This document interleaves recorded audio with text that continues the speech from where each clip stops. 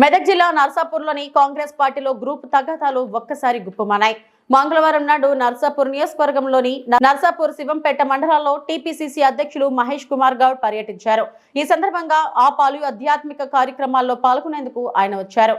నర్సాపూర్లో నూతనంగా నిర్మిస్తున్న అయ్యప్ప స్వామి ఆలయాన్ని దర్శించుకున్న అనంతరం శివంపేటలోని బగలాముఖి అమ్మవారి ఆలయం దర్శనం కోసం వెళుతున్న సమయంలో శివంపేటకు చెందిన నాయకులు ఆయనకు స్వాగతం పలికే సమయంలో ఇరు వర్గాల మధ్య బాహాబాహి చోటు చేసుకుంది.